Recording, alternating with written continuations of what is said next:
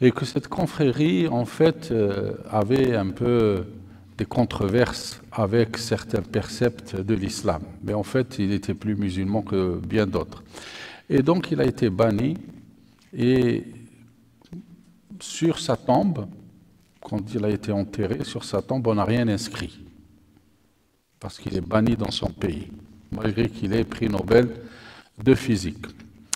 Mais c'est un des fervents défenseurs de l'islam, un des fervents défenseurs de l'islam, puisque lors de son discours, lors de la remise du prix Nobel, lors de son discours, il prononça un discours, la moitié de son discours était pour la gloire de Dieu et pour la gloire de l'islam.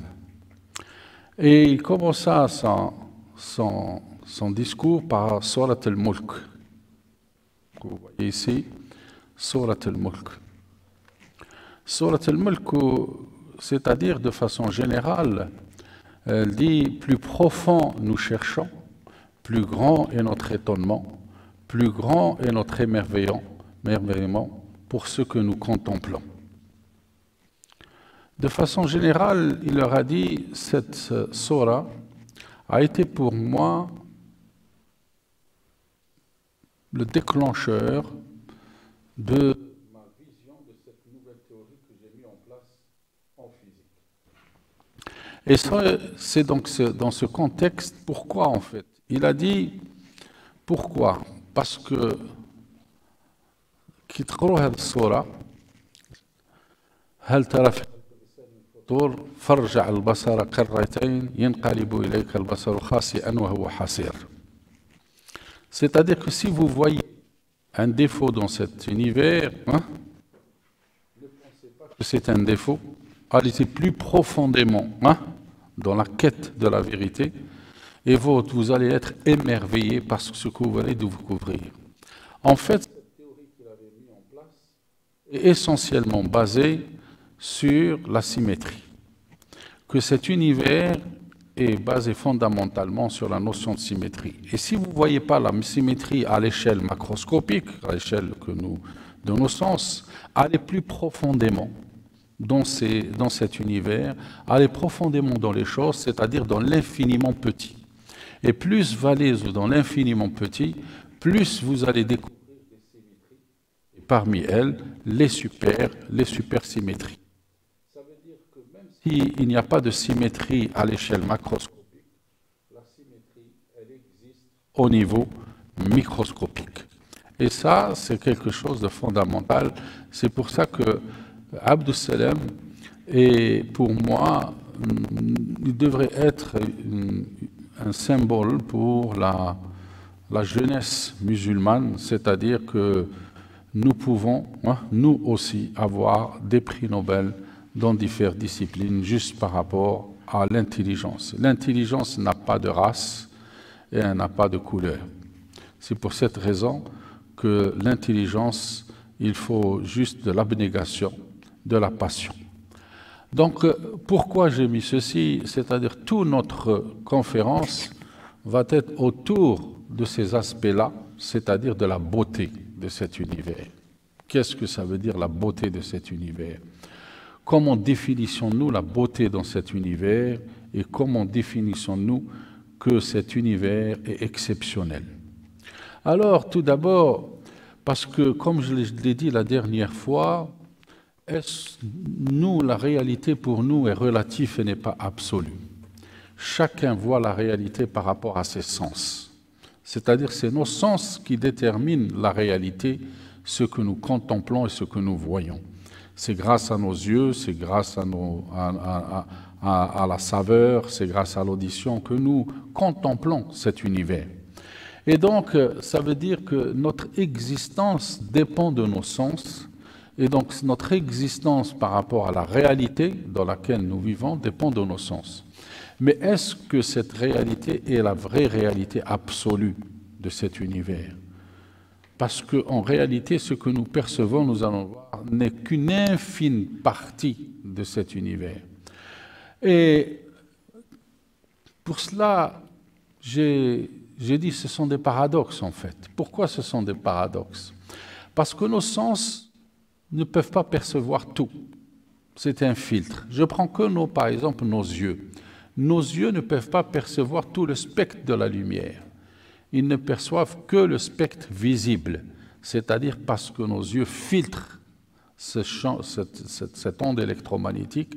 Et donc, puisqu'ils filtrent cette onde électromagnétique, ils filtrent certains spectres que nous ne pouvons pas voir, l'infrarouge, l'ultraviolet, etc., les micro-ondes, etc. Donc, ce qui fait que nous voyons qu'une partie de toute cette onde électromagnétique. Nous voyons qu'une partie infime de cette lumière qui arrive à nous. D'accord? Et donc, c'est pour ça, c'est la première chose. La deuxième chose, c'est que dans cet univers, comme j'ai dit, il est constitué de matière, il est constitué de matière noire, il est constitué d'énergie noire. Et comme je l'ai dit la dernière fois, c'est-à-dire que ce que nous voyons, c'est simplement les 5% de cet univers qui sont la matière que nous pouvons voir. L'énergie noire et la matière noire, nous ne l'apercevons pas. Donc ça veut dire que la réalité est complètement lointaine par rapport à nous. Ça, c'est la deuxième chose. La troisième chose, tout cet univers, la brique de base, c'est les atomes. Ce sont des assemblages atomes qui ont donné les objets, qui ont donné les planètes, qui ont donné les galaxies, qui ont donné la vie, qui ont donné tout. Et donc ces assemblages d'atomes, en fait, qu'est-ce que ça ressemble à quoi un atome? Quand vous voyez un atome, en fait, c'est 99,9999% de vide. Un atome, c'est du vide, d'accord? C'est-à-dire, quand on parle d'atome, on pense que c'est une matière, hein, qu'elle est totalement compacte, d'accord, massif, que partout il y a de la matière dans un atome. Mais en fait, un atome, comme j'ai dit, c'est que du vide. Tout ce qu'il y a à l'intérieur, ce sont des forces et des champs électromagnétiques. Donc en fait, ce sont ces forces et ces champs magnétiques qui donnent de la cohésion à cet atome. C'est pour ça qu'un atome, on dit il y a une cohésion, c'est-à-dire il existe. Cet atome, il a une forme, il a un aspect, d'accord, et il a une masse. Donc voilà, donc comment se fait-il que quelque chose qui est à l'origine de la conception et de la conception de tout ce qui est dans cet univers, en termes de matière et en termes de lumière, se fait-il qu'il existe, qu'il y ait totalement du vide? Donc, c'est un paradoxe. L'univers est constitué d'atomes, d'un assemblage d'atomes, mais que cet assemblage d'atomes est totalement constitué de vide. D'accord? Alors, donc ce qui fait que ce volume que nous voyons que prend l'atome, ce volume que prend l'atome dans cet assemblage est essentiellement fait, comme j'ai dit, de forces et de champs magnétiques. Donc soit c'est des forces électriques, soit c'est des forces magnétiques. Voilà un peu donc cette question que nous nous posons tous et que beaucoup de scientifiques se posent. Comment se fait-il que quelque chose qui est essentiellement immatériel, c'est-à-dire fait de forces et de champs, puisse donner cette cohésion à tout cet univers? Voilà un peu, j'ai voulu commencer par ça, parce que pourquoi? Pour aller à un autre sens qui est plus important. Et cette chose qui est la plus importante pour nous, donc il y a une théorie qui s'appelle la théorie des supercordes. Vous avez la théorie des cordes, d'accord? Et il y a une théorie plus générale, plus, je dirais, raffinée de la théorie des cordes qui s'appelle la théorie des supercordes. Et dans la théorie des supercordes, d'accord, elle explique les intuitions que les hommes ont eues depuis qu'ils regardent le ciel. Pourquoi je dis ces intuitions depuis qu'ils regardent le ciel? Depuis les Grecs, en fait, depuis essentiellement Pythagore, Pythagore a toujours introduit ce que nous appelons l'harmonie des sphères. Qu'est-ce que ça veut dire, l'harmonie des sphères? Ça veut dire que si nous prenons le système solaire, donc le système solaire, c'est des planètes. Donc des planètes, ce sont des sphères, d'accord, qui constituent ce système solaire. Et donc ces 9 planètes qui étaient auparavant, on a enlevé Pluton, donc il y a 8 planètes dans ce système solaire. Mais à l'époque de Pythagore, on connaissait à peu près que 5 planètes. Donc et on oublie que les astéroïdes, parce que beaucoup de gens pensent que les astéroïdes font partie du système solaire. Donc quand on parle d'un système solaire, il est constitué de planètes, il est constitué d'astéroïdes dont j'ai parlé la dernière fois, qui résultent de la grande explosion. Donc le système solaire, c'est les planètes et les astéroïdes. Mais essentiellement, donc je reviens à cet aspect-là, donc les pythagoriciens de façon générale, et je vous donne une anecdote. Pythagore, c'est un peu le premier qui a essayé de introduire des proportions. Il a voulu à tout prix rendre la compréhension de l'univers par les mathématiques, par des figures géométriques, par des formes géométriques. Il a introduit donc des formes géométriques différentes. C'est ce qu'on appelle, au départ, on avait attribué ça à Platon et on a dit les solides de Platon. C'est-à-dire qu'il y a 5 formes géométriques qu'on appelle les solides de Platon, avec lesquelles on peut reconstituer cet univers. Mais par la suite, Pythagore, un jour, il marchait dans un marché, et puis il a écouté des sons qui provenaient d'un forgeron. Et quand il écoutait les sons qui provenaient d'un forgeron, il a vu qu'il y avait plusieurs types de sons, en fonction du coup que donnait le marteau, le ferronnier donnait avec son marteau sur des objets-là. Et à ce moment-là, il dit, comment se fait-il qu'en frappant, j'ai des sons qui sont différents? Et c'est là où il introduit les harmoniques, la quinte, l'octave, etc., que vous connaissez dans la musique. Et ensuite, il a dit, donc, puisque cette harmonie musicale que nous pouvons avoir, est-ce qu'il y a une harmonie aussi musicale dans le cosmos? Et c'est pour ça qu'il a dit, donc, l'harmonie des sphères, ça veut dire que chaque sphère, puisqu'elle a un volume, elle a une forme, elle peut résonner, d'accord, de façon différente. Et donc que ce cosmos chante, que ce cosmos émet des sons, et que ces sons sont harmonieux dans cet univers. Et justement, la théorie des supercordes, pour revenir, d'accord, explique ces intuitions, comme j'ai dit, des hommes, où depuis qu'ils regardent le ciel, les étoiles chantent, le cosmos a une harmonie musicale.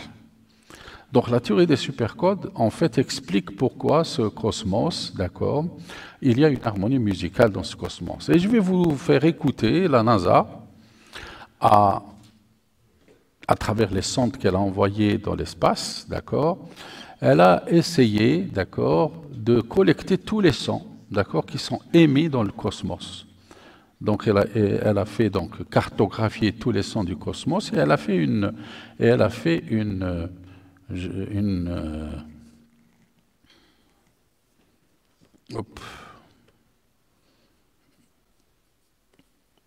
ça ne bouge pas. Bon, peut-être à la fin, quand je termine, je vais vous faire écouter les sons émis dans le cosmos. Si vous allez voir, c'est magnifique, hein, les sons qui sont émis dans le cosmos, cette différents sons qui sont émis dans le cosmos. C'est-à-dire, et c'est pour ça que je dis, donc c'est pour ça on dit le cosmos chante, d'accord? Et donc ça, depuis les Grecs, on pensait toujours que le cosmos chantait. Et la théorie des supercordes explique ceci, pourquoi il y a ces sons qui sont émis, et puis que ces sons émis ont été enregistrés par la NASA. On essaiera de les écouter plus tard. Voilà, ça c'est le premier aspect sur lequel je voulais vous parler, c'est-à-dire qu'en fait, ces sons, ces fréquences en fait. Un son, c'est une fréquence. Et je vais revenir sur la notion de fréquence plus tard, qu'il y a cette harmonie de fréquences qui est importante dans cet univers. Mais avant cela, je vais introduire deux choses fondamentales.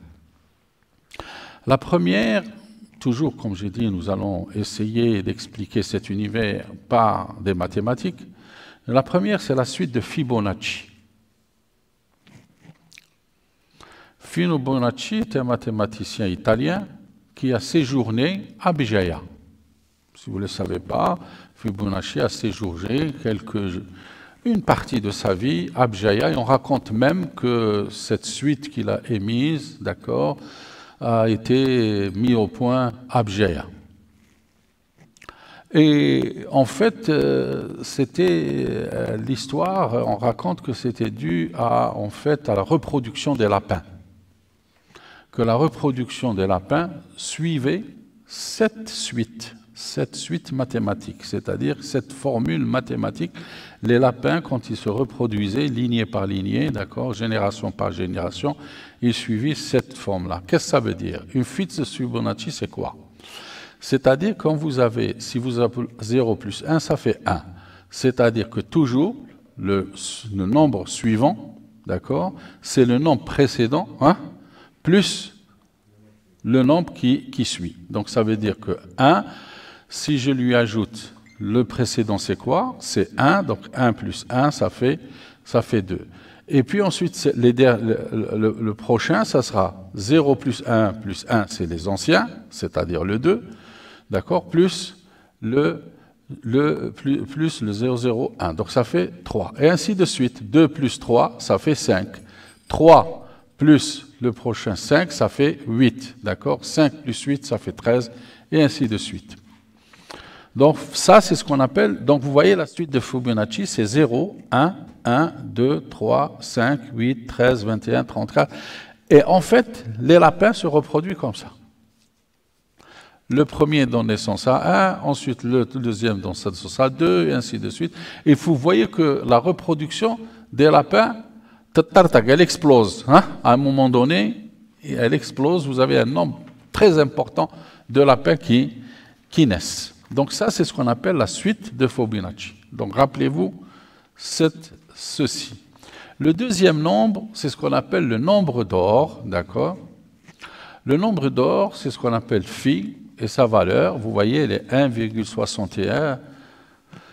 C'est un nombre irrationnel, donc vous voyez, donc ça peut pas, on ne peut pas donner une valeur exacte. On le rapproche. Mais en cette valeur, c'est racine de 5 plus 1 sur 2. C'est le nombre d'or. C'est-à-dire que ce nombre que vous voyez bien, rappelez-vous ces deux nombres, la suite de Fibonacci et le nombre d'or. Nous allons faire beaucoup appel à ces deux corps mathématiques. Alors, le nombre d'or est une constante universelle qui apparaît absolument partout dans la nature, les plantes, les feuilles, les arbres. Nous allons le voir, que ce nombre d'or, on va le rencontrer partout, dans l'univers et dans la nature, de façon générale. Alors, on va commencer par les planètes.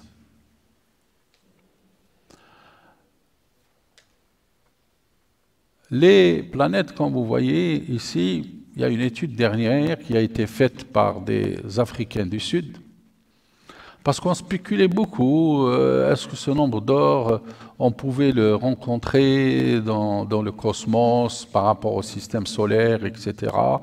Et puis, il y a une dernière étude qui vient de sortir par des Africains du Sud, d'accord, qui ont pris par référence la Terre. La durée d'une année sur la Terre, 365 jours. Ça représente le 1, d'accord? Est-ce que la durée des années dans les autres planètes a une proportion par rapport au nombre d'or? Parce que beaucoup faisaient cette configuration du système solaire par rapport aux distances, par rapport au volume, par rapport au diamètre de planètes. Et on ne trouvait pas beaucoup d'analogies par rapport à une proportion divine, par rapport à une proportion spécifique. Et donc les Africains du Sud se sont dit non, peut-être que c'est le cycle, d'accord?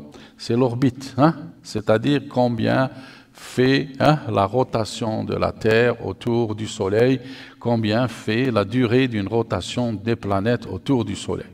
Et donc, ils ont pris comme référence la Terre qui représente le 1. Et ils ont remarqué que si vous voyez un peu la durée de l'année par rapport aux planètes, c'est proportionnel en nombre d'or. Φ-3, Φ-1, Φ+3 et Φ5. Donc ça veut dire que la rotation des planètes, c'est-à-dire la durée d'une année, l'équivalent d'une année sur la Terre, d'accord, et il y a une divine proportion. Il y a une proportion qui n'est pas comme ça, hein, au hasard, il y a quelque chose qui est relié à ce nombre d'or. Donc ce nombre d'or aussi régit un peu le cosmos.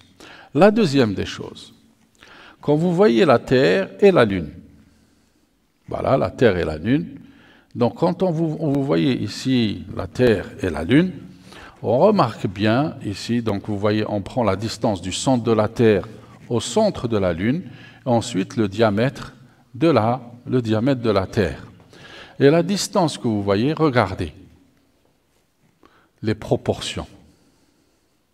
Le nombre d'or est présent, d'accord, dans la distance entre la Terre et la Lune, d'accord, certaines périodes orbitales et d'autres ensuite, qu'est-ce qu'ils disent?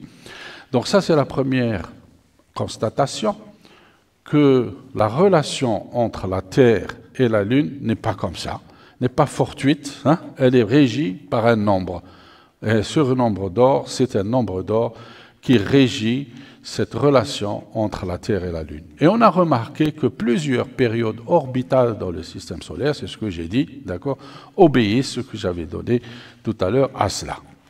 Alors, c'est une étude qui a été publiée en 2003 dans Physical World, qui est une très grande revue anglaise, d'accord, qui est une référence donc, dans le monde de la physique pour nous physiciens, d'accord, qui publie, c'est comme le Nature que vous connaissez de façon générale, mais pour nous physiciens, c'est Physics World qui est l'équivalent de Nature. A été publié un article, d'accord, que l'univers est un dodécaèdre. L'univers en lui-même, à partir d'ondes spectrales, je rentre pas dans comment ils ont fait, c'est à partir d'études d'ondes spectrales qu'ils ont mis au point ceci. Et donc la forme de l'univers lui-même est un dodécaèdre basé toujours sur le nombre d'or. Vous voyez, c'est le dodécaèdre, c'est là-bas. C'est un dodécaèdre, d'accord, ici. Et vous voyez sa projection, d'accord, que ces côtés-là sont régis par le nombre d'or, toujours le phi que j'ai donné tout à l'heure. Donc, comme j'ai dit, donc cette étude était basée sur l'étude des données de la sonde Wilkinson, donc sur la sonde Wilkinson de la NASA, d'accord? Donc, ça, c'est aussi une autre constatation que vous voyez ici, donc dans l'univers. Donc vous voyez que l'univers cette étude démontre que l'univers a une forme géométrique et que cette forme géométrique, donc qu'il est fini, qu'il a une forme géométrique, d'accord, et qu'elle repose toujours sur le nombre d'or. Alors, et comme je dis, regardez bien, pourquoi je dis ceci? Parce que ici, quand vous voyez, regardez, les galaxies qui ont une forme spirale, les hurricanes, les cyclones, comme vous voyez, c'est des suites de Fibonacci. Donc les galaxies, les ouragans, d'accord, suivent, d'accord, une suite de Fibonacci. C'est-à-dire, nous allons le voir par la suite, comment se fait ceci. C'est-à-dire parce que vous allez avoir des petits, ensuite une grande, une troisième, une quatrième, une cinquième boucle, et ces boucles-là suivent toujours le nombre de la suite ici, la suite de Fibonacci. Parce que quand vous regardez, il y a une relation directe entre la suite de Fibonacci et le nombre d'or. Il existe une relation mathématique bien établie entre la suite de Fibonacci et le nombre d'or. Voilà. Donc c'est juste pour vous dire. Et puis, il y a quelque chose d'extraordinaire qui s'est passé dans le monde de la physique. Arnold Sommerfeld, prix Nobel de physique. Arnold Sommerfeld, donc la première, comme nous l'avons vu la dernière fois, comment l'univers peut-il en effet obéir aux mêmes lois physiques et donner des structures aussi différentes? Donc Sommerfeld se posa la question, et il a dit comment l'univers peut-il en effet obéir aux mêmes lois physiques et donner des structures aussi différentes qu'une étoile, une galaxie, une molécule, un atome, une particule, qui, elles, obéissent à des lois différentes. Comment se fait-il que cet univers qui obéit à des lois physiques ait donné des structures qui sont différentes?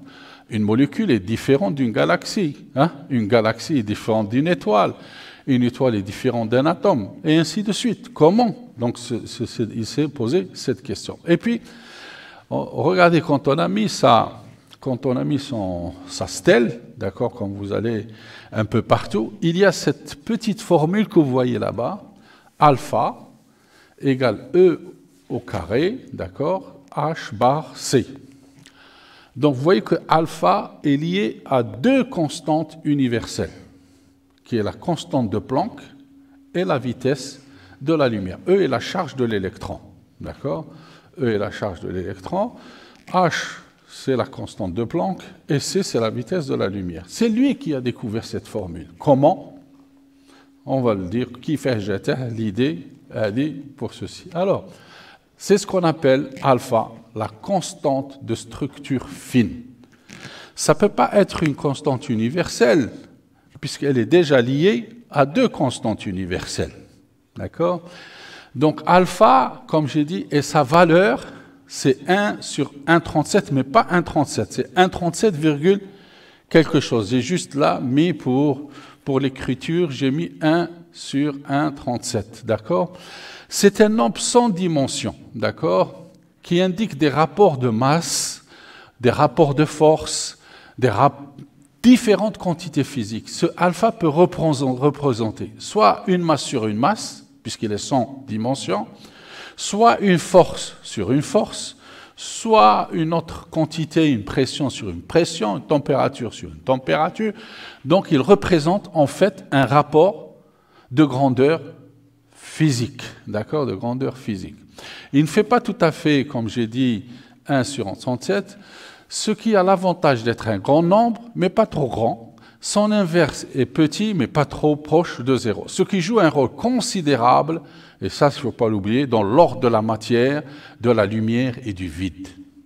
Cette constante de structure fine, elle joue un rôle dans l'ordre de la matière, pourquoi la matière est ordonnée, dans la lumière et dans le vide.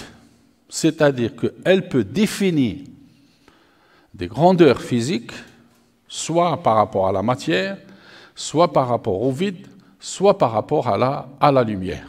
Pourquoi? Parce que vous avez vu que cette constante, quand elle est écrite, elle est en fonction de deux grandeurs constantes universelles, qui est la constante de Planck, qu'on peut retrouver partout, et de la vitesse de la lumière C, qu'on retrouve partout dans toutes les équations des lois de la physique.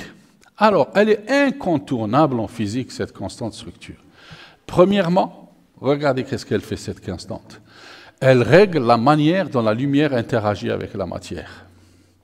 C'est elle qui règle la manière dans laquelle interagit la lumière avec la matière. C'est-à-dire la transformation de la matière en énergie ou énergie en matière. Elle permet de calculer la force en deux particules chargées. Si vous avez deux particules chargées, si vous voulez calculer la force, elle est proportionnelle à cette constante de structure fine. Elle aide à identifier les éléments chimiques des étoiles par leur lumière émise. Parce que comment on définit ces étoiles qui sont dans les galaxies? On les définit par rapport à leur lumière qui est émise par ces étoiles ou par ces galaxies. Et en analysant cette lumière, on définit qu'est-ce qu'il y a comme élément chimique, d'accord? Puisque chaque élément chimique émet une radiation. Et donc c'est elle qui permet de définir ceci. Elle fixe à quelle vitesse un électron tourne autour du proton dans l'hydrogène. Quand vous allez voir la vitesse de la vitesse de rotation, d'accord, la vitesse de rotation des électrons autour d'un proton, elle est fonction de ceci, d'accord? Elle est à peu près, donc, environ 1 sur 1 centre fois la vitesse de la lumière. Elle est donc incontournable en physique. Wolfgang, là, je vais prendre quelques commentaires de grands physiciens, prix Nobel, qu'est-ce qu'ils ont dit sur cette constante universelle. Le premier est Wolfgang Pauli, prix Nobel de physique dont on a parlé la dernière fois. Il a dit « Quand je mourrai, ma première question au diable serait quelle est la signification de la constante de structure fine ?» Que cette structure fine, on peut la mesurer, se mesure, hein? Mais personne ne sait c'est quoi. Personne ne peut l'expliquer. On la mesure dans le laboratoire. C'est une réalité, c'est un fait, hein? Mais théoriquement, vous me dites c'est quoi? Personne ne le sait jusqu'à aujourd'hui. Et donc Wolfgang Pauli a dit quand je mourrai, ma première question au diable serait quelle est la signification de la constante de structure fine. Richard Feynman, toujours prix Nobel de physique, il dit le plus grand mystère de la physique, un nombre magique qui va au-delà de la compréhension de l'homme. Et puis Stephen Weinberg, parmi les derniers qui ont eu prix Nobel, pour calculer la constante de structure fine, qui est 1 sur 7, nous aurions besoin d'un modèle réaliste presque tout, ce que nous n'avons pas. C'est-à-dire, pour expliquer, il faut une théorie du tout. Hein? Mais comme nous n'avons pas de théorie du tout aujourd'hui, on ne pourra jamais l'expliquer. Donc, pour vous dire que ça reste un mystère, ça reste une énigme, et qu'il y a une relation. Il y a une dernière étude aussi qui vient paraître, et on a trouvé une relation, il y a un article qui vient d'être publié, d'accord, où il y a plein de mathématiques très poussées, où on démontre qu'il y a une relation entre la constante de structure fine et le nombre d'or. Donc il y a une relation entre le nombre d'or et cette structure de constante fine. Donc ça veut dire qu'il y a le nombre d'or a un rôle à jouer dans cette constante de structure fine. Les mystères. Donc, vous voyez, ça, c'est sa relation, comme je l'ai montré tout à l'heure. Les mystères, on va dire quels sont les mystères. Le premier mystère, c'est que comment se fait-il que cette constante, liée à toutes les constantes caractérisant le vide quantique, qui sont H et C, apparaissent à la fois dans les particules, dans leur relation avec la lumière, mais aussi avec le vide. Comment se fait-il, par exemple, que cette constante soit déterminante à la fois pour l'électron et le noyau atomique, aussi pour d'autres particules, les muons, les pions, etc. C'est-à-dire, elle est un peu partout dans les particules. Deuxième mystère, d'où peut provenir une telle constante sans dimension, qui n'est qu'une proportion entre des variables de même dimension et qui existent partout dans tous les domaines de la microphysique. Comme j'ai dit, c'est une proportion, hein, sans dimension. Mais cette proportion, elle peut être différentes quantités physiques peuvent être. Le troisième mystère, comment se fait-il que la signification de la constante de structure soit aussi universelle dépassant largement la physique atomique? Voilà. En réalité, il y a 9 ou 10 mystères. J'ai énuméré que quelques-uns de ces mystères. Rappelez-vous, constante de structure fine qui régit, d'accord, toutes les lois de la physique et les relations entre la matière, le vide et la matière, on a dit, la matière, le vide et la lumière, d'accord? Donc, la matière, le vide et la lumière constituent cet univers, d'accord? Constituent cet univers, nous l'oublions pas, d'accord? Donc, ça veut dire que cet univers n'est pas régi comme ça, par hasard. Passons maintenant, tout est nombre. On va passer maintenant à définir, nous étions dans le cosmos, d'accord? Nous allons aller maintenant vers plus de choses que nous côtoyons tous les jours, que nous touchons tous les jours. L'harmonie des sphères. Alors, Tesla, Nikola Tesla. Nikola Tesla, que vous connaissez tous, d'accord? Nikola Tesla, vous connaissez son histoire. Nikola Tesla était l'étudiant de Thomas Edison. C'est un Hongrois qui a émigré aux États-Unis, d'accord, et qui est venu dans l'équipe de Thomas Edison, celui qui a découvert l'électricité. Pas l'électricité, mais la lampe à incandescence, d'accord. Alors, il était avec lui, dans son équipe, à New York. Et Thomas Edison était un fervent du courant continu. Quand il a mis en place la première lampe à incandescence, il a mis la lampe à incandescence à courant continu. Mais comme vous le savez, le courant continu dissipe beaucoup de chaleur, d'accord, et donc il y a beaucoup de pertes dans le courant continu. Et donc, à l'époque, il y avait un certain grand, je dirais, entrepreneur aux États-Unis qui s'appelle Carnegie. Mais une des plus prestigieuses universités dont c'est lui qui a construit, c'est Carnegie Mellon. Hein? Donc Carnegie, comme vous le savez, a demandé à Thomas Edison s'il pouvait électrifier la ville de New York. S'il pouvait électrifier la ville de New York. Et Thomas Edison lui dit oui, on peut. Donc la première ville à être électrifiée, c'était la ville de New York.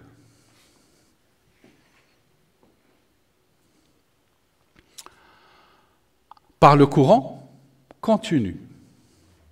La cinquième ville, et ça peut-être vous ne le savez pas, la cinquième ville qui a été électrifiée, c'est en Algérie. À Oumoudloua, on appelait ça un petit village qui s'appelle Ponteba à l'époque, parce que le maire de Ponteba était l'ami de Thomas Edison. Donc c'était le premier petit village du côté de Chlef qui a été électrifié en Algérie. Alors, mais comme j'ai dit, le courant continu a ses méfaits. Et donc Thomas Edison, qui était avec Tesla, Nikola Tesla, qui était avec Thomas Edison, s'est dit, il faut que je trouve une autre solution. Et c'est ainsi qu'il introduisa le courant alternatif. Le courant alternatif. Il y a eu une guerre sans merci entre Thomas Edison et Nikola Tesla. Parce que Thomas Edison tenait au courant continu et Nikola Tesla venait de révolutionner le monde de l'électricité en devant. Et donc Thomas Edison, il leur disait, il ne faut jamais introduire le courant alternatif parce qu'il tue. Le courant continu ne tue pas. Mais le courant alternatif, il tue, d'accord? Il a ramené un jour un éléphant dans une grande place de New York, il l'a électrocuté pour démontrer les dangers du courant alternatif. Mais la première centrale qui était au Niagara, des chutes du Niagara qui a produisé donc de l'électricité énorme, on a commencé. Et par dépit, Thomas Edison inventa la chaise électrique pour démontrer que le courant alternatif tuait celui qui a inventé la chaise. Alors, Nikola Tesla est quelqu'un qui, durant toute sa vie, a essayé de mettre en place une source d'énergie gratuite pour tout le monde. Pour l'humanité, une source d'énergie. Il travailla pendant, et on raconte même qu'il la trouva, et puis qu'on l'a pas laissé faire, il est mort dans la misère totale. Tesla. Mais Tesla, donc, il avait autre chose. Il a dit que le cosmos ne peut pas être comme ça par hasard, qu'il obéit à des nombres. Et il a dit, pour lui, c'est le nombre 9 qui est derrière toute cette harmonie de cet univers. Alors, qu'est-ce que ça veut dire? Nous comptons dans le système décimal. Qu'est-ce que ça veut dire le décimal? C'est-à-dire 0,9, d'accord?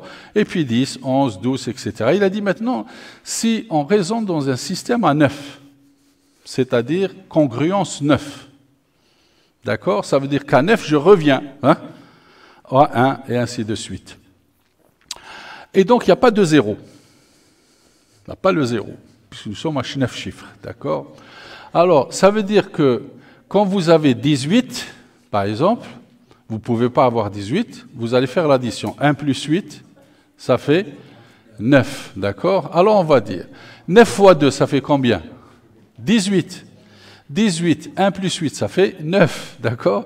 Si vous faites 9 fois 3, ça fait 27. 2 plus 7, ça fait 9. Donc partout, vous avez 9. Si vous prenez un cercle, c'est 360 degrés. 360, ça fait 3 plus 6 plus 0, ça fait 9. Si vous divisez 360, ça fait 180. Ça fait 1 plus 8 plus 0, ça fait 9. Vous divisez 180, ça fait 90, ça fait 9. Vous divisez 90, c'est 45, ça fait 9. Hein? Donc le chiffre 9 apparaît partout, même si vous prenez le nombre. Alors, on a même trouvé que la distance entre le Soleil, la Terre et la Lune, en miles, d'accord? Si vous regardez la distance, d'accord, et vous faites toujours ce chiffre, vous allez trouver 9, 9, 9. Magnifique, magique, d'accord? Ce 9 apparaît partout. Ce 9 apparaît partout, d'accord? Donc Tesla a... Et donc vous allez trouver beaucoup, donc Tesla imagina beaucoup de choses, d'accord? Donc comment se fait cet univers par des figures géométriques assez bizarres. Mais ce qu'on retient, c'est que ce 9, si on compte dans un système à base de 9, d'accord, eh ben le 9 réapparaît partout. Le chiffre 9 réapparaît partout, d'accord? Alors, donc ça c'est la première des choses sur ceci.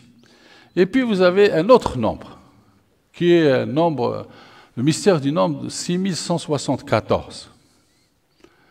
Alors, l'exemple du nombre, par exemple 2005, qu'est-ce que vous faites? C'est-à-dire que vous allez, par un nombre, vous allez prendre par ces quatre chiffres, quel est le plus petit que vous pouvez faire et quel est le plus grand que vous pouvez faire. C'est-à-dire que si je prends 2500, ça fait le plus grand que vous pouvez faire, c'est 5200, et le plus petit que vous pouvez faire, c'est 0025.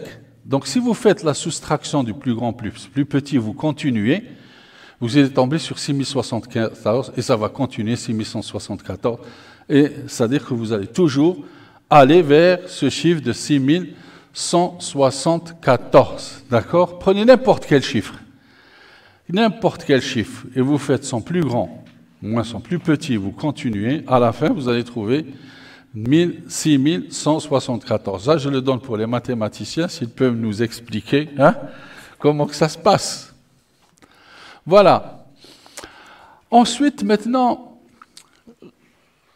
on va prendre une autre série, un autre visage de ces nombres-là. On débute par un 1. Si on le double, c'est le 2. Le double de 2, c'est 4. Le double de 4, c'est 8. Le double de 8, c'est 16. Mais toujours dans le système, ça fait 1 plus 6, ça fait 7. Le double de 16, c'est 32. Donc c'est 3 plus 2, c'est 5.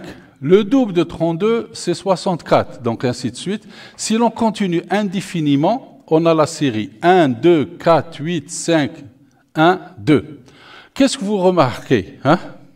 Que le 3, le 6 et le 9 n'apparaissent pas. Pourquoi? Étrange.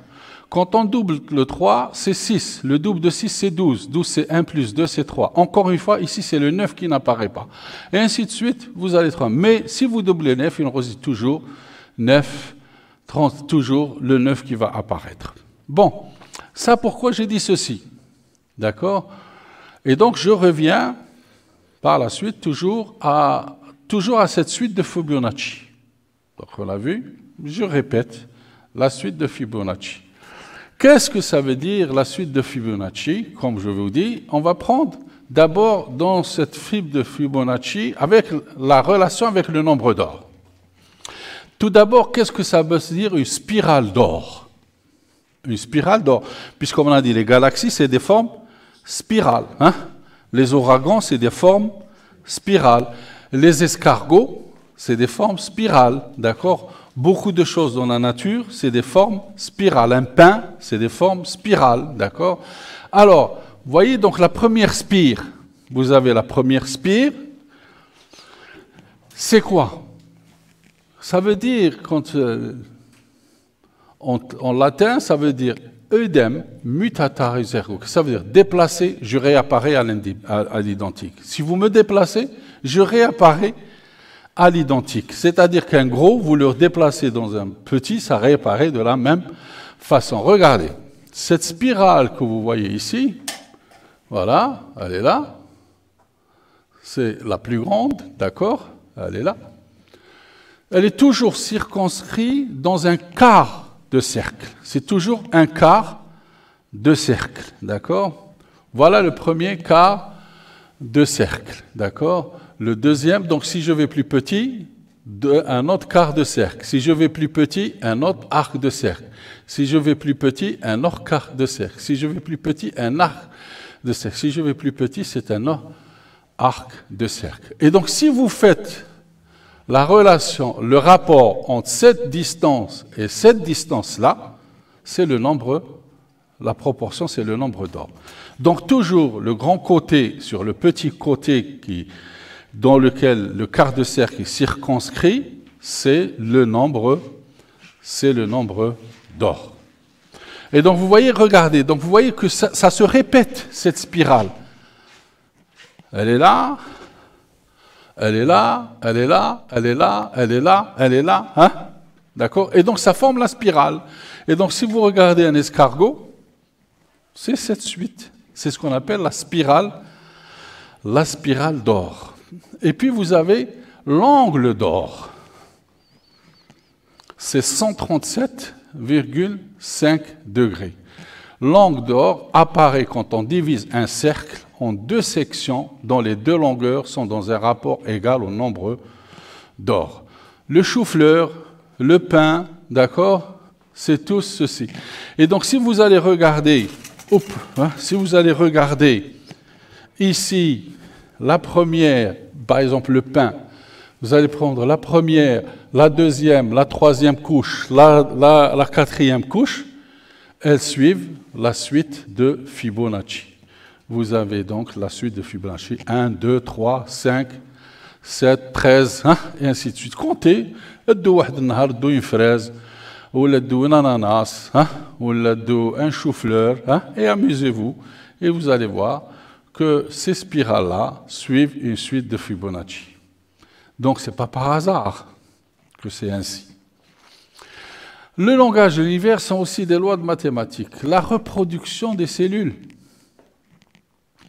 Une cellule elle se divise en 2, ensuite en 4, ensuite en 8, ensuite en 16, ensuite en 32, en 64.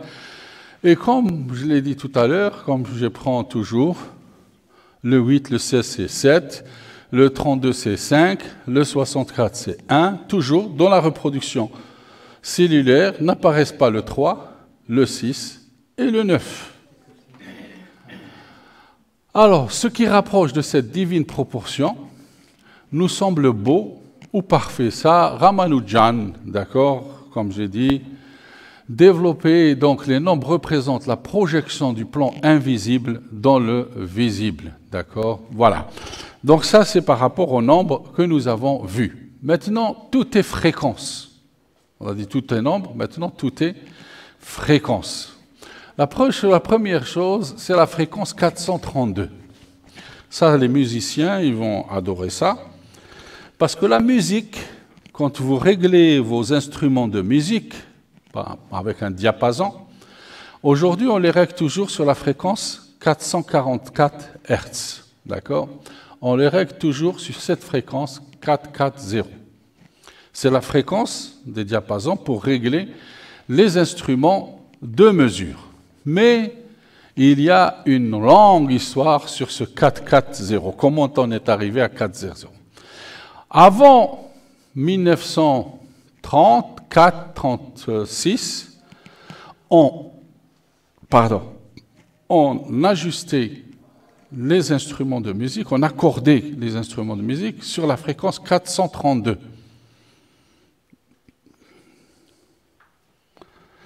432, regardez, 4 plus 3 plus 2, ça fait 9. Hein? 4 plus 3 plus 2, ça fait 9.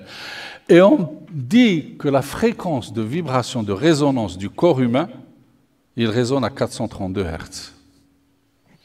Que l'ADN, les molécules résonnent à la fréquence de 400. Et que 432 Hz, c'est une fréquence qui est en harmonie avec notre corps, avec notre conscience et avec notre corps. L'histoire raconte comment on est passé de faire de la musique classique auparavant, accordée sur une fréquence de 432 Hz, à une fréquence accordée sur 440 Hz. Et on attribue ça à Hitler. Goebbels, qui était son ministre de propagande à l'époque, d'accord, lui a dit il faut tout faire pour changer la fréquence, parce que je ne veux pas que les humains soient en harmonie avec leur corps.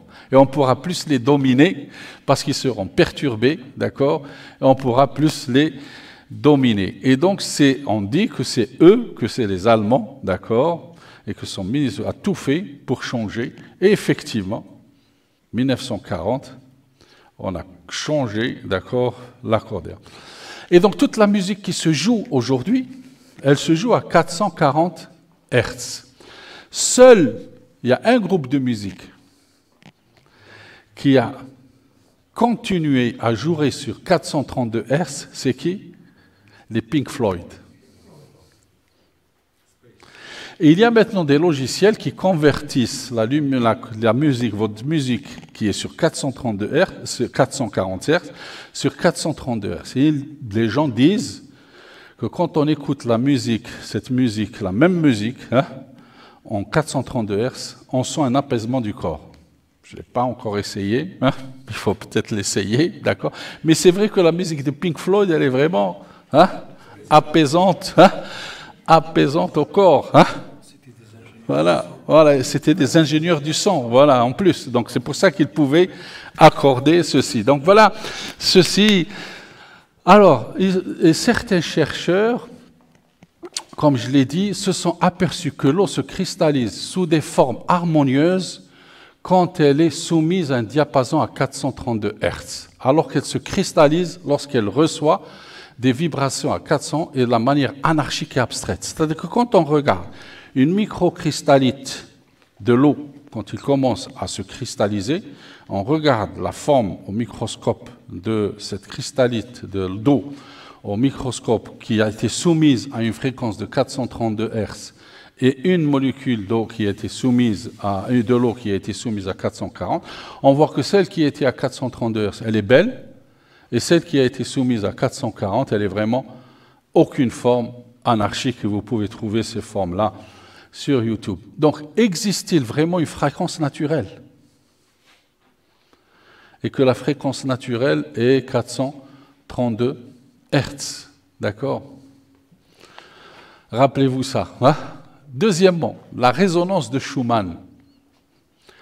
Qu'est-ce que ça veut dire? La résonance de Schumann, les gens disent c'est les battements de la terre.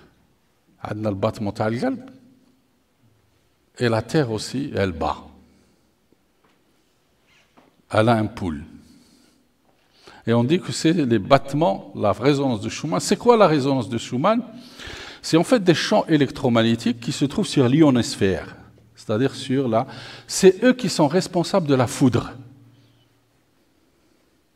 La foudre, c'est grâce, elles se produisent dans l'ionosphère, et c'est essentiellement dû à ces champs électromagnétiques, ce sont des champs électromagnétiques, d'accord, qui se trouvent dans cette ionosphère, vous le voyez, c'est plein de champs électriques, et que cette fréquence, donc cette fréquence de résonance, d'accord, de Schumann, c'est 7,83 Hz.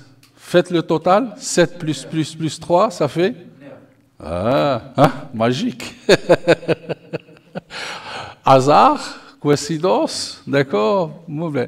Donc la vie sur Terre est née dans cet environnement électromagnétique et magnétique naturel très particulier. Les organismes occupant la biosphère ont utilisé le rythme de ces champs pour élaborer leur propre cycle et leur propre système de biocommunication. On peut pratiquement considérer que ces systèmes sont finalement conditionnés les êtres humains. Ce concept nous ramène aux structures dissipatives d'Ilya Prigogine, d'accord, où Ilya Prigogine, prix Nobel de chimie, d'accord, qui qui est lui qui a trouvé cette notion donc de l'entropie qui diminue, donc la négroentropie, par rapport à des structures qu'on appelle les structures dissipatives, et que ces structures dissipatives vibrent à peu près 8 Hz, donc il n'a pas donné la valeur exacte, donc il se rapproche de cette fréquence naturelle qui est la résonance de Schumann, d'accord? Donc ça c'est pour votre culture générale, donc vous retrouvez toujours le chiffre 9, d'accord? Voilà, donc tout est fréquence. D'accord? Dans cet univers aussi, qu'il y a des fréquences naturelles sur lesquelles est réglé notre univers. Et ensuite, nous venons à la symétrie. Dernier point, qui est la symétrie. Comme j'ai dit dans son texte Eureka de Edgar Allan Poe, d'accord? Poète, écrivain, écrivait: le sentiment de la symétrie est un instinct qui repose sur une confiance presque aveugle. C'est l'essence poétique de l'univers, de cet univers qui, dans la perfection de sa symétrie, est simplement le sublime des poèmes. Or, symétrie et cohérence sont des termes réciproquement convertibles, ainsi la poésie et la vérité ne font qu'un. C'est beau, hein?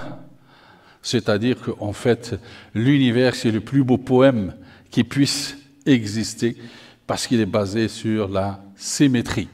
Alors, la symétrie dans la nature, quand vous voyez un château, quand vous voyez une mosquée, quand vous voyez un beau édifice, c'est sûr qu'il y a une symétrie derrière.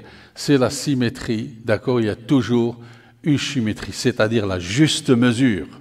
La juste mesure. Et la symétrie, il y a plusieurs types de symétrie. La première symétrie, c'est la symétrie bilatérale. Vous prenez un homme, ce que vous voyez à gauche, hein, il y a à droite. Vous prenez un papillon, ce qui est à gauche, il y a à droite. C'est par rapport à une ligne, d'accord? C'est la symétrie bilatérale. La deuxième chose, c'est la symétrie radiale que vous voyez dans les plantes, hein, les fleurs, d'accord? Chaque fleur, il y a une symétrie radiale. Dans les méduses, dans tous les organismes vivants qui puissent exister, il y a une symétrie. La troisième, c'est la symétrie translationnelle, c'est-à-dire c'est une chose qui se répète, d'accord, dans l'espace tridimensionnel, la symétrie translationnelle. Les symétries fractales, c'est-à-dire quand vous voyez un objet qui m'a comme une symétrie.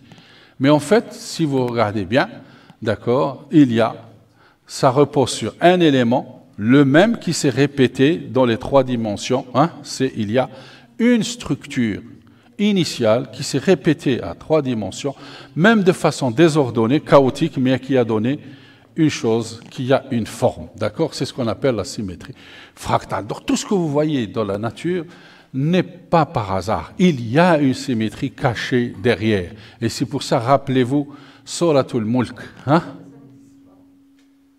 هل ترى الفطور ثم ارجع البصر كرتين ينقلب إليك البصر خاسئا وهو حسير. Merci. Voilà. Donc on a fait un tour sur les... Et donc conclusion, est-ce que notre univers et notre nature, le langage de cet univers et le langage de cette nature est mathématique? Chacun va nous dire son point de vue. Est-ce que vous pensez que Dieu est le plus grand mathématicien qui puisse exister et qu'il a mis ce monde par rapport à des proportions divines et par rapport à des nombres magiques? Voilà, je vous remercie, Inch'Allah. À la prochaine. Merci, professeur. Merci, bravo. Vous êtes en harmonie avec la science, bien sûr. Merci, encore une fois. Donc, sans plus m'attarder, je peux, s'il y a débat, donc des questions. Les Égyptiens ont fait beaucoup de travail sur le nombre d'or. Oui, ben, si vous regardez les pyramides que vous voyez la base par rapport à la hauteur, c'est basé sur le nombre d'or. Moi, j'ai dit d'abord ce qu'il y a par rapport à la nature. Maintenant, dans la vie courante, dans l'architecture, essentiellement, toute l'architecture a été basée de façon générale depuis la nuit des temps, a été basée sur ces proportions bien établies, et parmi ces proportions, le nombre d'or. Donc, quand vous voyez, les architectes utilisent beaucoup le nombre d'or dans leur design et dans leur construction. Il y a une série documentaire sur Discovery sur ça. Oui, il y a plein. Moi, j'ai essayé de vous faire un aperçu de façon, mais vous allez trouver beaucoup de littérature. Abdelka, vous avez quelque chose à dire? Ouais. Je suis en admiration. Hein? Ah bon? Des questions, s'il vous plaît? Oui. Attends, avec le micro.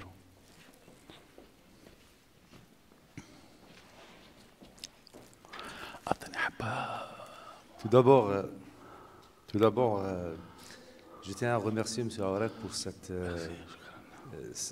division de la science physique et la science en général, surtout les mathématiques. Et ça me rappelle, donc, cette conférence, ou bien ce débat, ça me rappelle en même titre le titre qu'a édité, qu'a établi M. Cédric Villani, le grand mathématicien français qui a eu la médaille Fields en 2014. Et en 2010, voilà, donc en 2010, donc, c'est-à-dire cette série de conférences qu'il a nommée Tout est mathématique. Voilà, donc toujours dans le contexte physique, la plus grande symétrie qu'on remarque, c'est la symétrie entre ce qui est infiniment petit et ce qui est infiniment grand. On dit que la physique quantique est pour l'infiniment petit ce qu'est la relativité pour l'infiniment grand. Donc, en général, on trouve tout ce qui est dans l'infiniment petit, dans les atomes, leurs mouvements, etc. On trouve une analogie dans tout ce qui est infiniment grand et dans les mouvements des planètes et des galaxies. Ouais. Voilà, c'est ça. Et vous avez évoqué tout à l'heure ce qui est en relation avec le tout et la partie, ou bien le tout, ou bien c'est-à-dire ce qui n'est pas le tout. Et ça me rappelle la théorie de Werner Heisenberg, qui a édité le fameux principe, donc l'incertitude d'Heisenberg, et qui, dans son intitulé de son autobiographie, a parlé de ce qui est the tail und das Ganz, c'est-à-dire entre la partie et le tout. Et c'est là qu'il a évoqué donc, cette symétrie, cette grande symétrie, dans ce qui concerne la physique quantique. Ma question, est-ce que le nombre d'or s'applique dans les galaxies, c'est-à-dire dans tout ce qui est infiniment grand, dans le mouvement des galaxies, et surtout le mouvement, ce qu'on appelle donc, dans les mouvements des satellites, soit les satellites naturels ou bien les satellites artificiels, la théorie des n-body, les n-corps. Voilà, c'est ça ma question. Merci.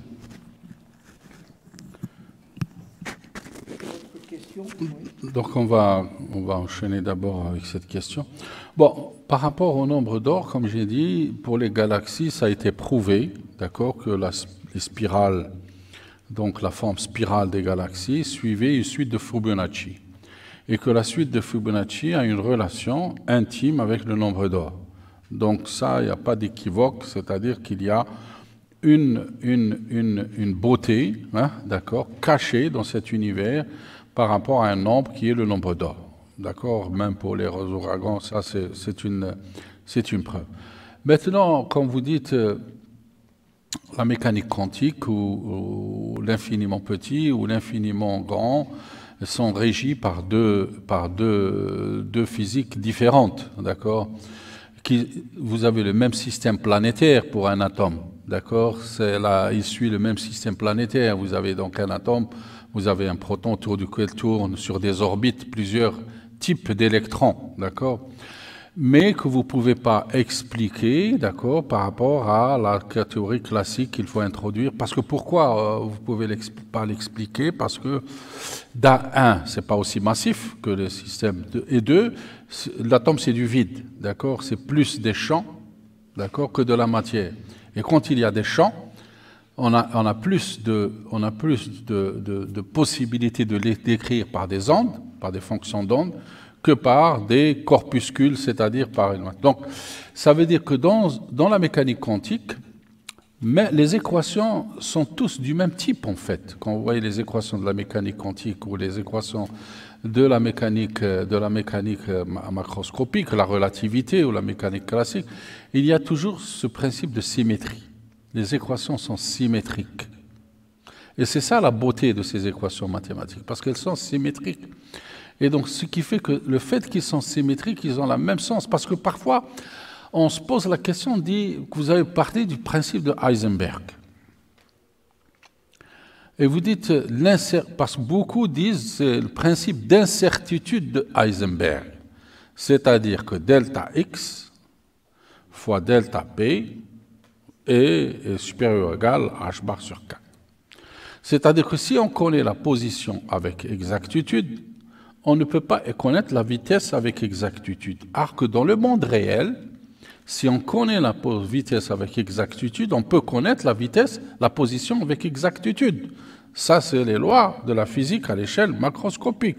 Si vous connaissez, si vous êtes ici à la position X et que vous roulez à 100 km à l'heure, c'est que dans une heure, d'accord, vous serez dans une position plus ou moins exacte où vous allez être.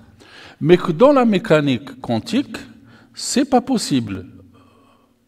C'est ce que vous pensez que c'est pas possible. Et c'est ça l'erreur que font toujours les physiciens, ou quand on enseigne à des étudiants, on leur dit il n'y a pas d'incertitude dans la mécanique quantique.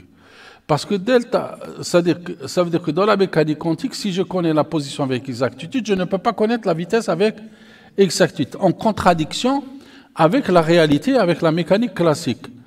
Mais nous ne sommes pas dans le même état. Nous ne sommes pas dans le même système. Nous sommes dans un système qui répond à la mécanique quantique. Nous sommes dans un autre espace qui est complètement différent de l'espace à l'échelle macroscopique. La notion de position dans le monde quantique n'a pas le même sens que la notion de position dans le monde classique. La notion de vitesse dans le monde quantique n'a pas le même sens que la vitesse dans le monde classique. Ce n'est pas le même sens. Donc quand vous dites une position dans la mécanique quantique, ça n'a pas le même sens qu'une position dans la relativité générale. Voilà. C'est le mouvement, d'accord ? Mais c'est pas parce que, pourquoi? Parce que le mouvement est étalé sur une fonction d'onde. Vous avez une fonction, il est étalé sur une fonction d'onde. Alors que dans la mécanique classique, on est un point, d'accord? Ou il est sur une ligne que vous connaissez, d'accord? Donc, ce qui fait que nous ne sommes pas, et comme l'a dit Bouyakoub, c'est-à-dire c'est le mouvement qui est différent, hein? Mais donc la notion donc si tu connais là, tu peux connaître, il n'y a pas de souci, d'accord? Mais si tu connais la forme de la fonction d'onde, si tu connais ton mouvement, tu peux la connaître avec exactitude. Donc c'est pour ça, mais toujours, comme j'ai dit, la notion de base qui lie les deux et qui est partout, c'est la symétrie. La conservation des grandeurs. C'est ça qui est la chose la plus fondamentale. Voilà.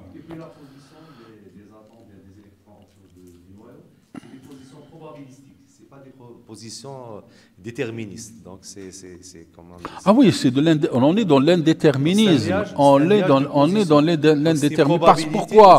Pourquoi on est dans un déterminisme? Comme il a dit, c'est le mot, c'est la fonction d'onde, c'est l'étalement de la fonction d'onde. Et la fonction d'onde s'étale à l'infini, d'accord? Donc vous pouvez pas être sûr. Donc vous êtes dans une partie de cette fonction d'onde. Vous avez donc une probabilité. Mais la somme des probabilités sur toute, si vous faites l'intégration sur toute la fonction d'onde, c'est égal à 1. C'est tout à fait normal. C'est ça. Merci, monsieur. Ouais. Il y avait une question là-bas.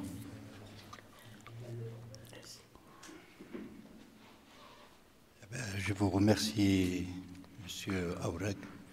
Vous continuez à nous émerveiller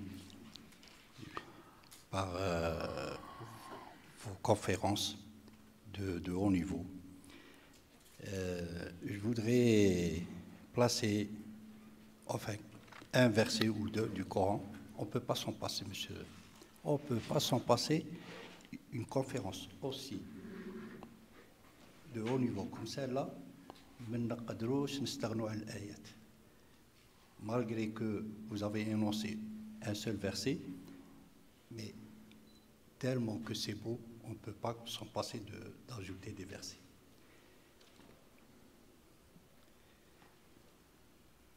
Vous avez parlé de ce qu'on perçoit et ce qu'on ne perçoit pas. كاين آية في القرآن اللي ربي يقول فلا أقسم بما تبصرون وما لا تبصرون. يعني الله سبحانه وتعالى tellement que يقسم غير بالأشياء العظيمة. tellement que c'est عظيم أشياء ما نشوفوهاش وإحنا تلمسناها mathématiquement. ونعرف بلي elle existe mais on ne peut pas l'apercevoir ni avec nos yeux, ni avec nos instruments, ni avec nos appareils, ni avec toute l'énergie qu'on peut ou là qu'on veut concrétiser pour mesurer cette chose-là, on ne peut pas la mesurer, on ne peut pas l'apercevoir.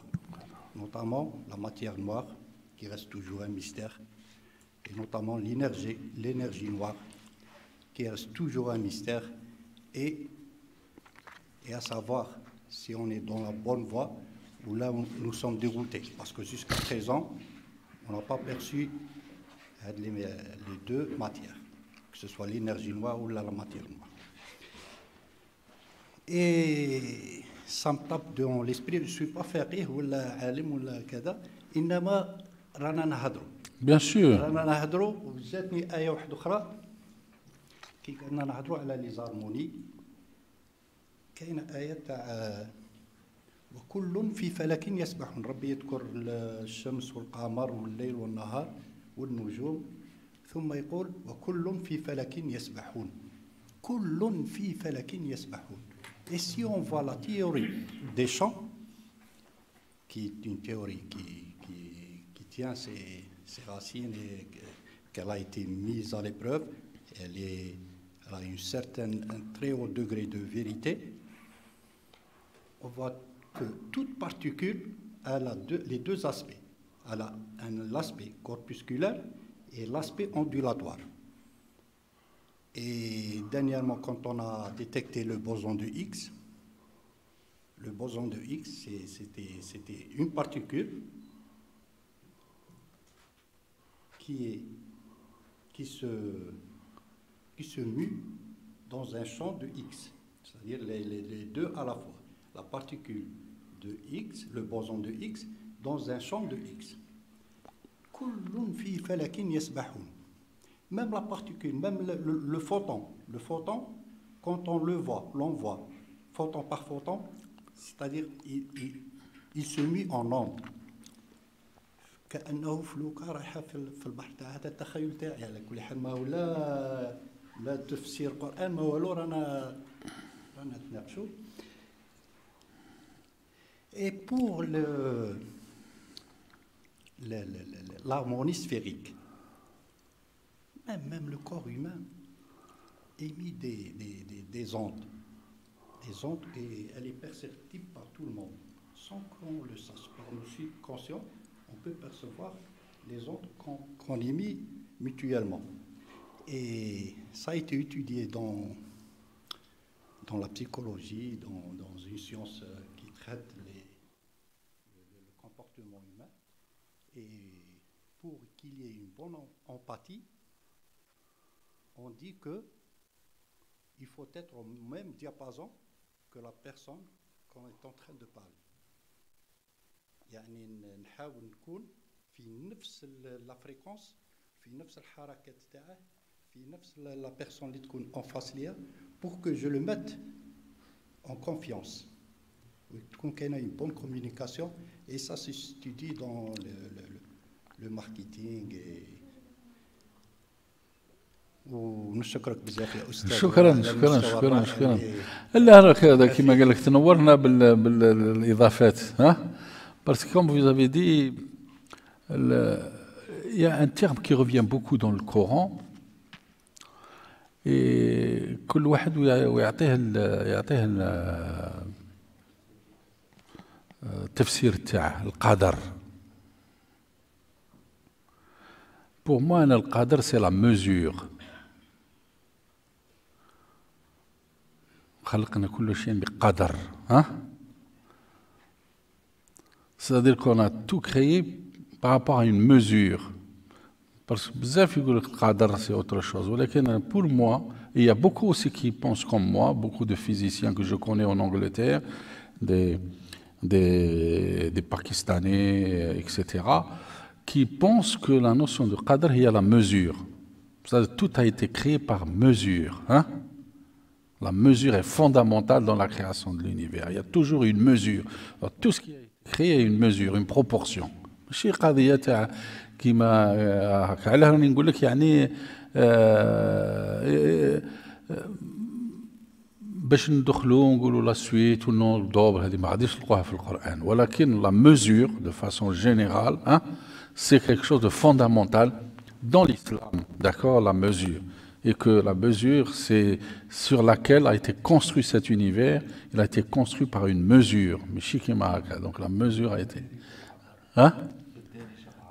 العبر العبر ها يقولوا العبر ها عبر ها هذه هي c'est-à-dire القدر هي la mesure ربي خلق كل شيء بقدر c'est-à-dire par une mesure hein c'est ça pour moi هذا هو التفسير يعني اللي عنده علاقه مع نشأة الكون هذه هذا من جهه انت مثلا قلت تقول انت كل الاشياء ربي خلقها زوجين يقول زوجين tout a été créé على هنا نهضروا على la symétrie d'accord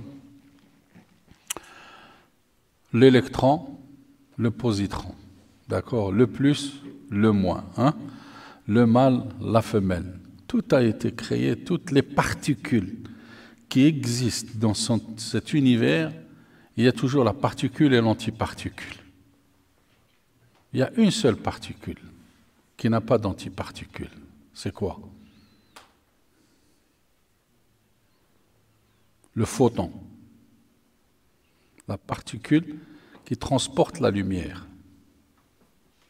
Le photon. أنا فاني قد مسلم ها فاني أنا نقول لك بالإيمان تاعي نقول لك علاه ربي ها quand يقول نور السماوات والأرض اللي هو il se personnalise hein, en la lumière باش يقول هو أحد قل الله أحد c'est-à-dire qu'il n'y a pas de double hein, d'accord toutes les choses ont été créées en double et le photon qui est la lumière il n'y a pas d'antiphoton d'accord il n'y a pas d'antiparticule du photon. Je peux l'interpréter comme ça, hein? D'accord, là, il dit نور السماوات والأرض ما قالش حاجة واحدة أخرى, hein?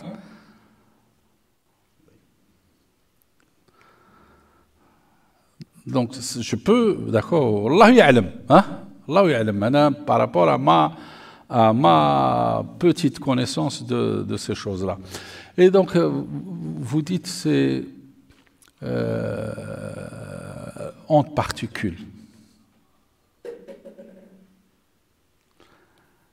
Quand il y a une expérience, d'accord, qui démontre qu'avant on pensait que tout est soit... Parce que dans le monde classique, un objet peut être soit un corps, d'accord, corpusculaire, soit une onde. Mais soit il y a un corps avec une masse, et je le définis, soit une onde avec une fréquence. Dans la mécanique quantique, d'accord, dans l'infiniment petit, quand on va dans l'infiniment petit, un objet, il peut être parfois une onde et parfois un corpuscule. خطرات تبله يكون un corps ou خطرات تبله يكون une onde. D'accord? Et ça, c'est une expérience que vous pouvez faire vous-même à la maison. C'est ce qu'on appelle les fentes de Young. Hein?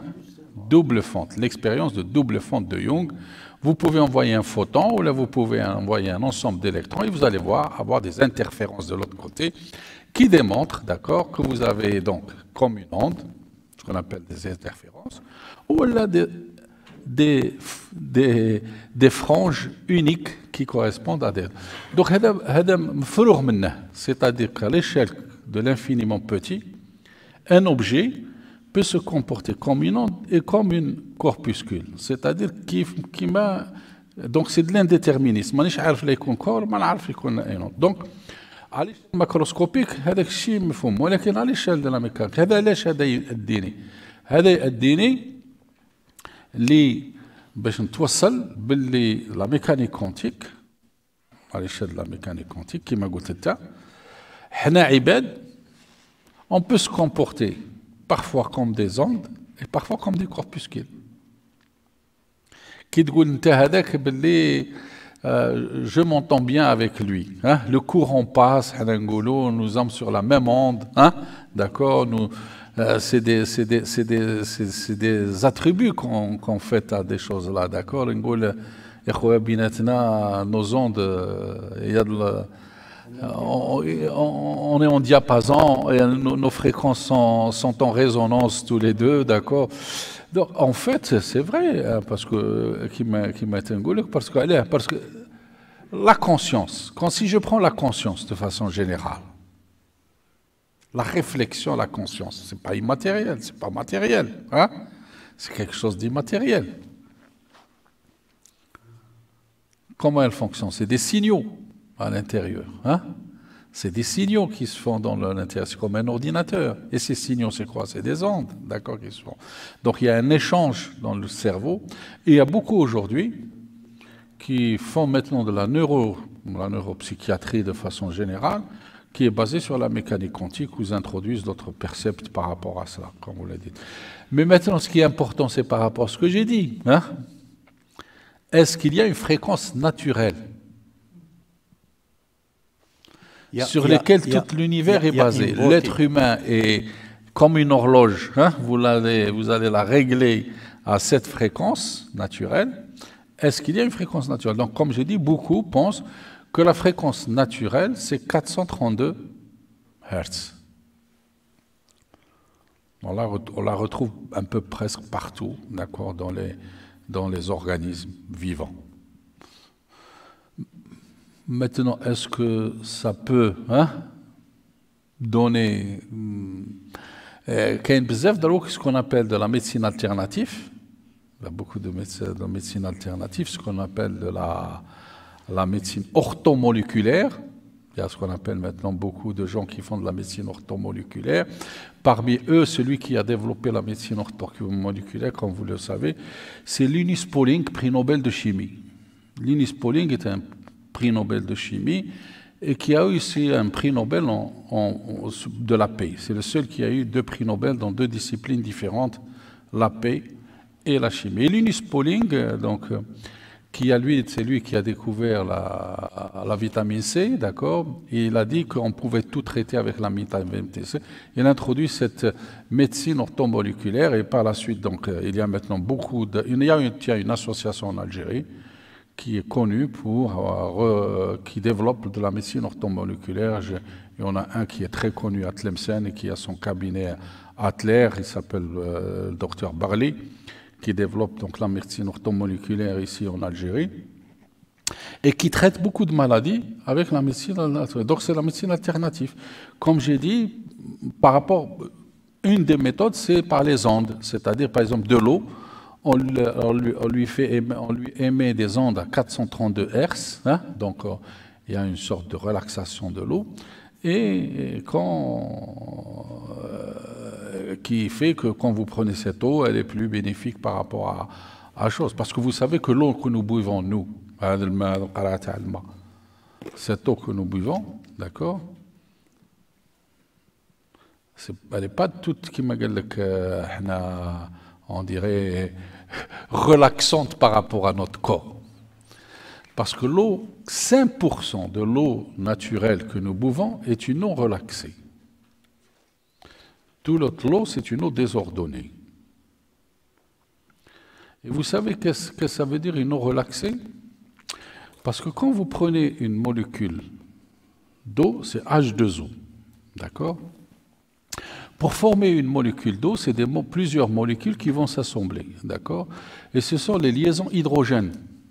C'est un hydrogène qui est lié avec un hydrogène de l'autre, qui est lié avec un autre hydrogène de l'autre molécule. Et c'est ainsi qu'ils font. Donc quand ils sont liés par des molécules d'hydrogène, c'est ça une vraie molécule d'eau relaxée. Ils sont tous pointés dans la même direction, les spins. Et donc, 95% ne sont pas. Généralement, l'Europe ou les supermarchés ou de l'eau relaxante. C'est de l'eau glaciers. Et c'est vrai que l'eau des glaciers, hein, c'est une eau qui a plus d'eau relaxée que de l'eau ordinaire. Jusqu'à 30-40% de l'eau. Et il y a une technique, si vous voulez relaxer de l'eau, vous la mettez dans un congélateur, d'accord? Vous mettez l'eau dans un congélateur, elle se congèle, d'accord? Ensuite, vous la laissez se décongeler, et quand vous la buvez, elle est au moins 15-20% relaxée. Pourquoi? Parce que quand elle se congèle, elle se cristallise. Et quand elle se cristallise, il y a tous les molécules se lient entre eux, d'accord, et forment un solide. Donc c'est pour ça elle est relaxe.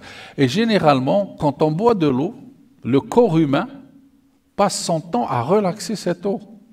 Mais il ne va pas prendre l'eau directement, il va l'utiliser pendant le métabolisme. Il va d'abord faire en sorte que l'eau qu'il va utiliser, c'est que l'eau qui est vraiment structurée, c'est ce qu'on appelle une eau structurante. De façon générale, on n'appelle pas ça pas l'eau relaxante, mais de l'eau structurée.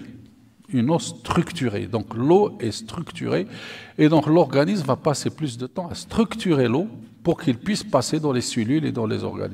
Donc, mais si vous prenez de l'eau déjà structurée ou beaucoup plus structurée, votre corps ne va pas fournir beaucoup d'énergie pour la structuré, d'accord? Donc c'est pour ça que donc tu bois l'eau de glacier, mais ça va faire en sorte que ton corps ne vieillit pas plutôt vite, parce que plus tu vas l'utiliser, plus tu vas vieillir plus vite.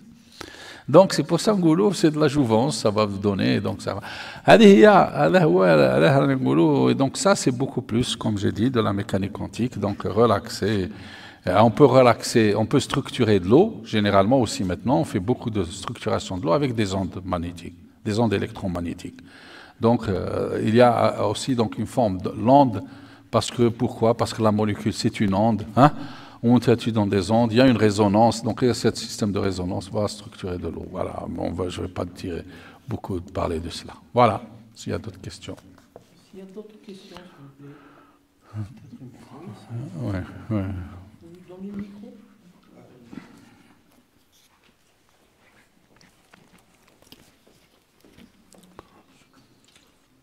Salam alaikum. C'est ouvert? C'est ouvert.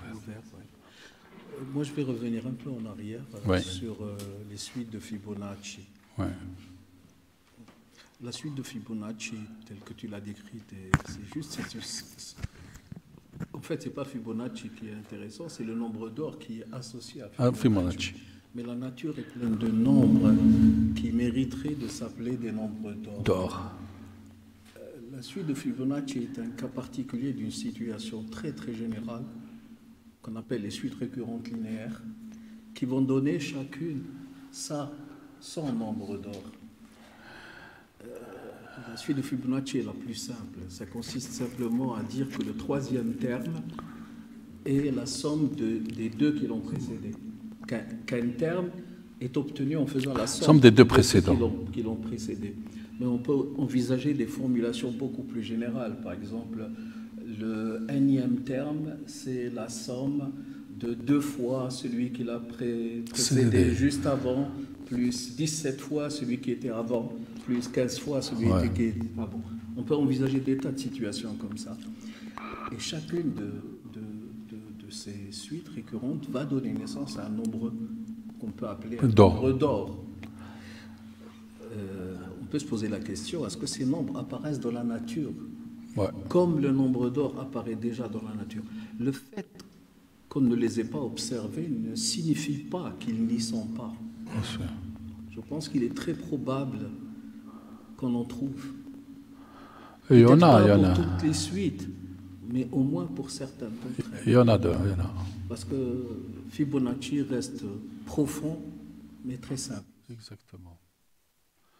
Oui, effectivement, il y en a beaucoup d'autres. Je n'ai pas donné un peu. Il y a au moins 4 ou 5 nombres qui reviennent à peu près dans la nature. Mais disons que les plus prépondérants, ceux qui sont les plus visibles et qui sont les plus reconnus, c'est le nombre d'or. Mais j'ai vu qu'il y en a beaucoup d'autres nombres, d'accord, qui apparaissent de temps en temps dans les proportions, comme j'ai dit, que nous avons vues auparavant. Mais c'est sûr. Est-ce qu'il y a d'autres questions, s'il vous plaît? Non? Non. Oui. Oui. Toujours en relation avec la suite de Fibonacci.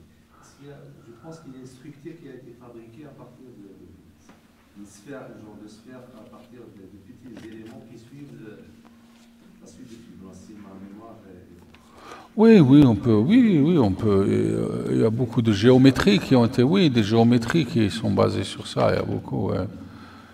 Eh ben, généralement, un des trucs qui, par exemple, dans les labyrinthes, la construction des labyrinthes, on fait justement, on essaie de faire, comme il a dit, par rapport à des séries récurrentes, d'accord, pour faire en sorte de faire que le labyrinthe soit le plus difficile possible, d'accord. Il n'y a que celui qui est mathématicien qui sait que par où il entre et quel est le chemin qu'il doit suivre pour pouvoir sortir le plus vite possible et le chemin le plus court, d'accord. Donc, mais il y a beaucoup de gens qui font des trucs comme ça. J'ai vu un film comme ça, je ne me rappelle pas son nom, où c'est un artiste qui tombe dans son vrai piège, d'accord, en faisant une structure comme ça, basée sur une série comme ça. Et puis pour sortir de cette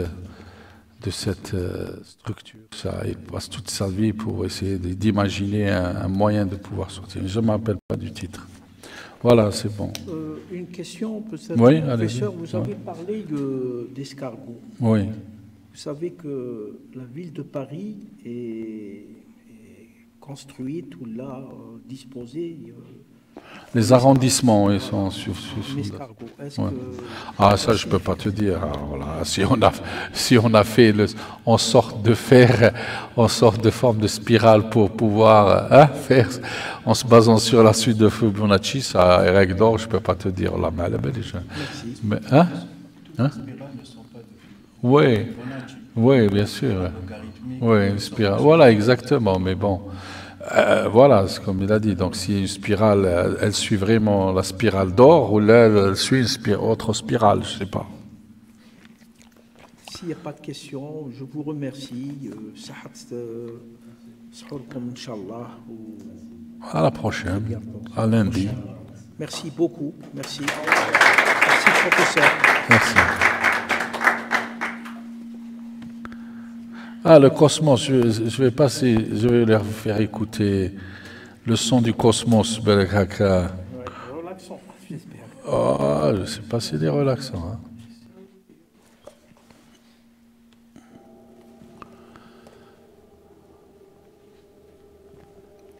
Zid le son de la télé. 7,83. Là, ça c'est le son du Cosmos, de façon générale. Tous les sons qu'ils entendent dans le Cosmos.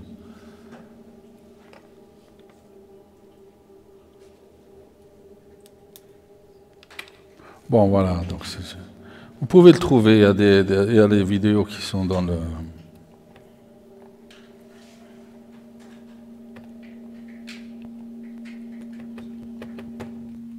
Voilà, il y a comme ça. Merci, professeur. Merci.